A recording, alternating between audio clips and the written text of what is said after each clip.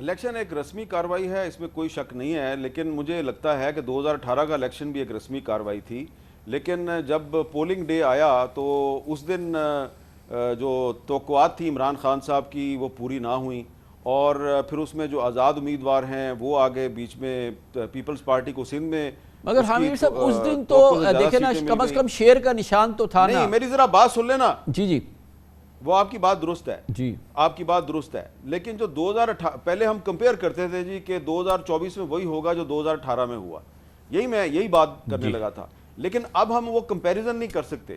پہلے ہم تانا مارتے تھے جی کہ عمران خان بھی 2018 میں اسٹیبلشمنٹ کی مدد سے آیا، تو اب نواز شریف صاحب بھی اسٹیبلشمنٹ کی مدد سے آ رہے ہیں. اب ہم وہ نہیں کہہ سکتے کیونکہ اب جو 2024 میں جو الیکشن ہوگا وہ 2018 کے الیکشن کو بہت پیچھے چھوڑ گیا ہے. وہ پھر بھی کچھ نہ کچھ الیکشن تھا، یہ تو الیکشن ہوگا ہی نہیں.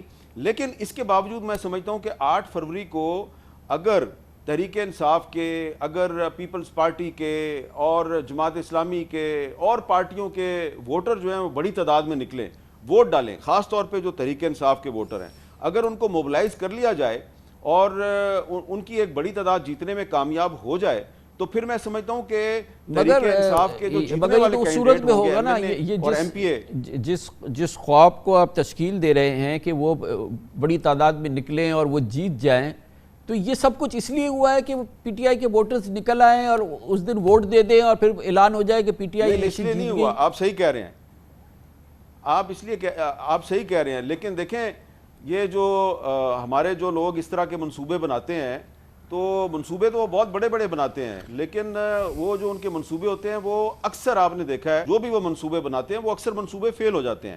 تو ہو سکتا ہے کہ 8 فروری کو ان کا منصوبہ جزوی طور پہ کامیاب ہو جائے، لیکن یہ بات لکھ کے رکھ لیجئے گا کہ 8 فروری کے دن جو ہوگا اس کے بعد جو حکومت بنے گی وہ حکومت کو اس طریقے سے چلا نہیں پائیں گے جس طرح کہ وہ چلانا چاہتے ہیں. جس مقصد کے لیے وہ 8 فروری کو یہ سب کچھ کر رہے ہیں، وہ مقصد جو ہے وہ الٹیمیٹلی وہ اچیو نہیں کر پائیں گے. یہ لکھ کے رکھ لیجئے آپ. اور میں یہ سمجھتا ہوں کہ الٹا بھی پڑ سکتا ہے. ہم نے دعوت دی ہے پاکستان کے نامور سینئر صحافی، سینئر نیوز اینالسٹ ہے، نیوز اینکر بھی ہیں، بہت مقبول پروگرام کیپٹل ٹاک کے جناب حامد میر ہمارے ساتھ موجود ہیں. بہت بہت شکریہ حامد میر صاحب. بنیادی طور پہ سپریم کورٹ پہ ایک کیس گیا جس کا مقصد یہ تھا کہ پھر پشاور ہائی کورٹ کے فیصلے کو چیلنج کیا گیا، جس نے الیکشن کمیشن کے اس فیصلے کو ڈسمس کر دیا تھا، جس کے ذریعے پی ٹی آئی سے انتخابی نشان واپس لے لیا گیا تھا، اس کو پارٹی سرٹیفکیٹ جاری نہیں کیا گیا تھا. پی ٹی آئی کے لیگل ٹیم میدان میں اتری سپریم کورٹ پہ، مگر عام تاثر یہی دیکھنے میں آیا کہ ان کے آرگومنٹس بڑے کمزور تھے. انہوں نے سوالوں کے جواب جو جج صاحبان کی جانب سے آیا، چیف جسٹس کی جانب سے آئے، ان کے بہت تسلی بخش جواب نہیں دیے، ڈاکیومنٹری پروف نہیں تھے، اور وہ ڈیفینڈ کر رہے تھے ایک سسپیکٹ الیکشن کو جو پارٹی کا ہے، تو وہ مقدمہ ہار گئے. مگر اس پہ جو رد عمل ہے وہ تو انتہائی منفی ہے. دیکھیں کامران خان صاحب، سب سے پہلے تو میں یہ کہوں گا کہ یہ جو سپریم کورٹ نے فیصلہ دیا یہ میری توقعات کے عین مطابق تھا، اور مجھے پہلے سے اندازہ تھا کہ سپریم کورٹ پاکستان تحریک انصاف سے بلے کا نشان لے لے گی. اب اس کی کیا وجوہات ہیں؟ دیکھیں، آپ بھی صحافی ہیں، میں بھی صحافی ہوں، آپ میرے سے سینئر صحافی ہیں. ہم جو اپنی رائے قائم کرتے ہیں نا، اس میں ہمارا تجزیہ جو ہے وہ انفارمیشن بیسڈ ہوتا ہے. اب جب آپ کے یا میرے پروگرام میں فیصل واڈا صاحب بار بار یہ کہہ رہے ہیں کہ بیلٹ پیپر پہ بلے کا نشان نہیں ہوگا، مجھے عمران خان الیکشن میں نظر نہیں آ رہا، اور وہ رپیٹ کرتے جا رہے ہیں، تو آپ بھی ان کو جانتے ہیں، میں بھی ان کو جانتا ہوں، تو مجھے بھی پتہ ہے وہ کس کس کو ملتے ہیں، آپ کو بھی پتہ ہے وہ کس کس کو ملتے ہیں. تو میں نے جب انہوں نے یہ تواتر سے بات کہنی شروع کی، میں نے اپنے طور پہ بھی پتہ کرنا شروع کیا. میں نے گوہر خان صاحب سے، علی ظفر صاحب سے، اور جو تحریک انصاف کے جو لیڈر ہیں ان سے میں نے بات کرنی شروع کی بھئی کہ آپ کا تو بلے کا نشان جا رہا ہے.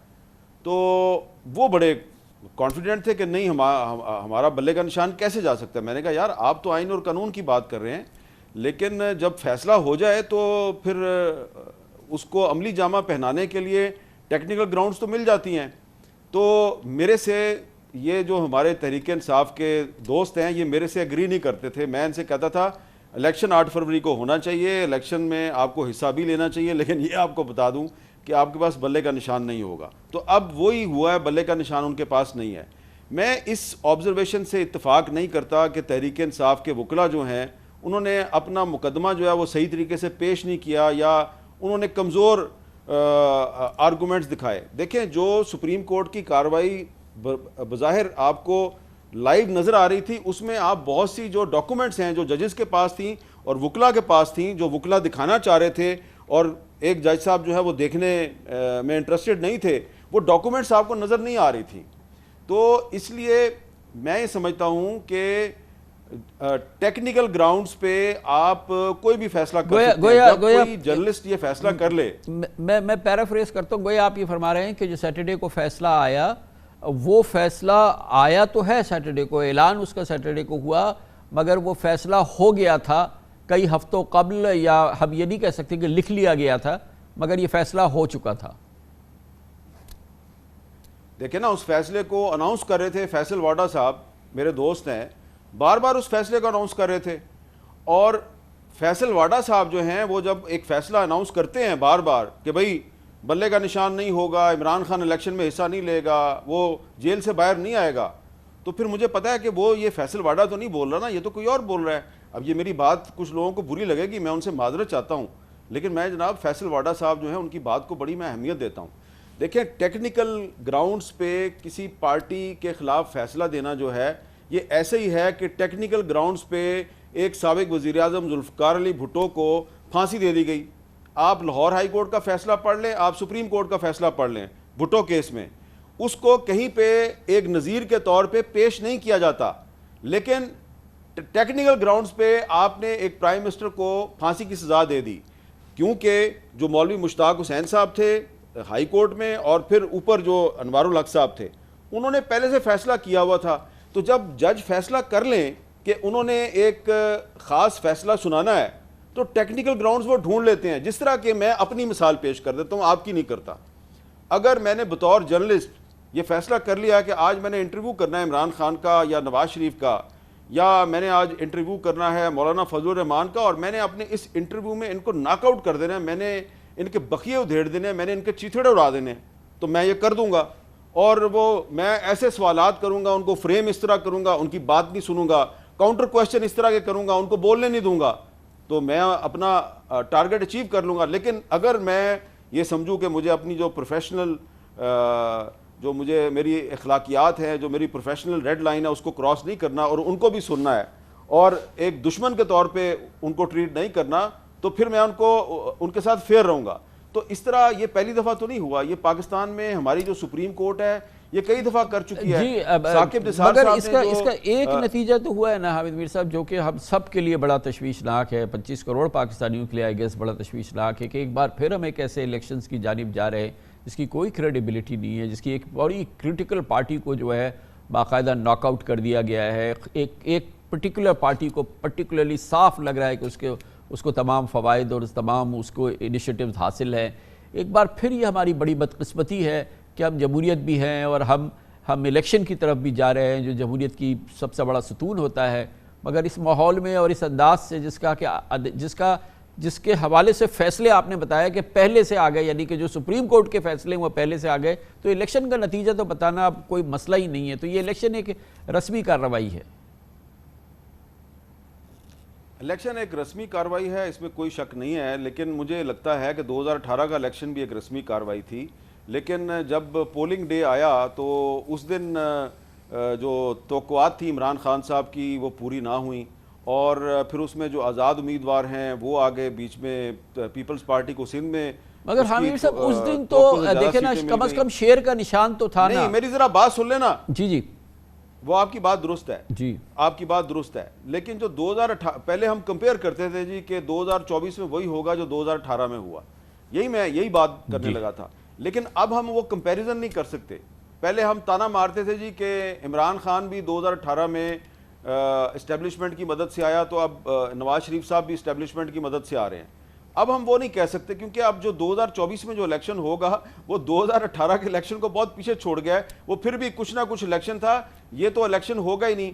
لیکن اس کے باوجود میں سمجھتا ہوں کہ 8 فروری کو اگر تحریک انصاف کے, اگر پیپلز پارٹی کے اور جماعت اسلامی کے اور پارٹیوں کے ووٹر جو ہیں وہ بڑی تعداد میں نکلیں ووٹ ڈالیں، خاص طور پہ جو تحریک انصاف کے ووٹر ہیں، اگر ان کو موبلائز کر لیا جائے اور ان کی ایک بڑی تعداد جیتنے میں کامیاب ہو جائے تو پھر میں سمجھتا ہوں کہ تحریک انصاف کے جو جیتنے والے کینڈیڈیٹ ہوں گے MLA اور MP جس خواب کو آپ تشکیل دے رہے ہیں کہ وہ بڑی تعداد میں نکلیں اور وہ جیت جائیں، تو یہ سب کچھ اس لیے ہوا ہے کہ وہ پی ٹی آئی کے ووٹرز نکل آئیں اور اس دن ووٹ دے دیں اور پھر اعلان ہو جائے کہ پی ٹی آئی الیکشن جیت گئی؟ نہیں ہوا، آپ صحیح کہہ رہے ہیں، آپ صحیح کہہ رہے ہیں، لیکن دیکھیں یہ جو ہمارے جو لوگ اس طرح کے منصوبے بناتے ہیں تو منصوبے تو وہ بہت بڑے بڑے بناتے ہیں، لیکن وہ جو ان کے منصوبے ہوتے ہیں وہ اکثر آپ نے دیکھا ہے جو بھی وہ منصوبے بناتے ہیں وہ اکثر منصوبے فیل ہو جاتے ہیں.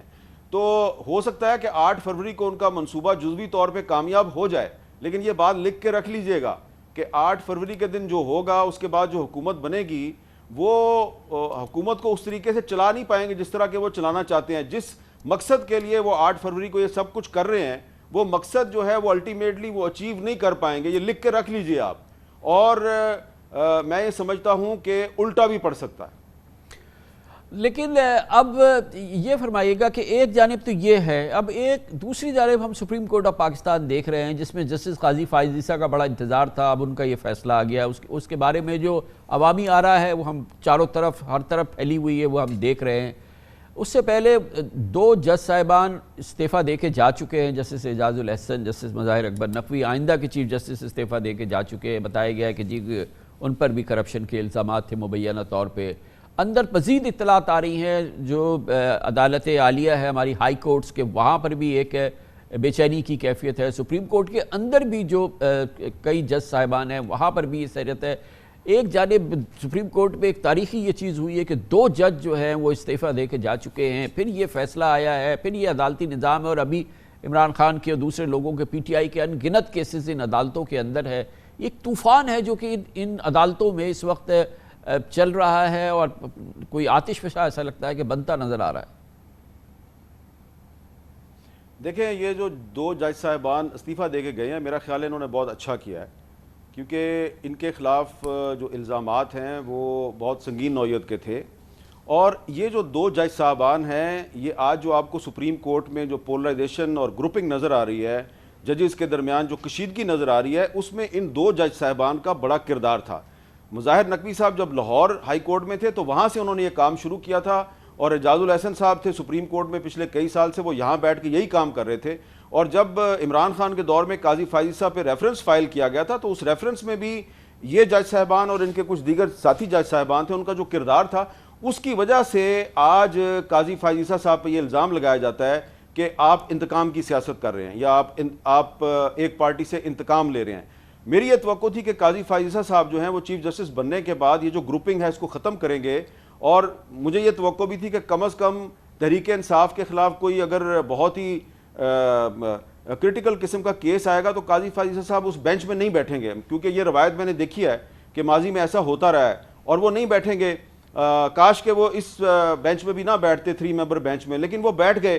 تو لیکن مجھے توقع تھی کہ شاید وہ ایسا کوئی کام نہیں کریں گے کہ لوگ یہ کہیں، صرف لوگ نہیں، آج تو لاہور ہائی کورٹ بار کی جو سیکرٹری جنرل ہیں انہوں نے بھی کہہ دیا ہے اور بہت سے لیگل ایکسپرٹس کہہ رہے ہیں کہ قاضی فائز عیسیٰ صاحب کا جو فیصلہ ہے یہ غیر آئینی ہے، اور یہ کچھ آپ کہہ رہے ہیں کہ جی ٹیکنیکل گراؤنڈز پہ بالکل درست فیصلہ ہے. میں اسے اتفاق نہیں کرتا. بہت سے جو آئینی ماہرین ہیں وہ کہتے ہیں کہ نہیں، یہ ایک آئینی لحاظ سے بھی بڑا کمزور فیصلہ ہے. تو یہ جو ساری سپریم کورٹ میں ایک گروپنگ پیدا ہوئی ہے، پولرائزیشن پیدا ہوئی ہے، اس میں اعجاز الحسن صاحب کا اور مظاہر نقوی صاحب کا بھی کردار تھا. اور اگر وہ چلے گئے ہیں تو انہوں نے بہت اچھا کیا ہے کہ انہوں نے اپنی عزت بچائی ہے. لیکن مجھے یہ لگ رہا ہے کہ یہ جو بات نکلی ہے تو دور تلک جائے گی. ابھی سلسلہ ختم نہیں ہوا، یہ سلسلہ ابھی جاری رہے گا. بہت بہت شکریہ جناب حامد میر ہمارے ساتھ موجود تھے. کمرشل بریک، اس کے بعد ذرا پی ٹی آئی کی بھی سن لیتے ہیں. علی محمد خان ہمارے ساتھ ہوں گے چھوٹے سے وقفے کے بعد.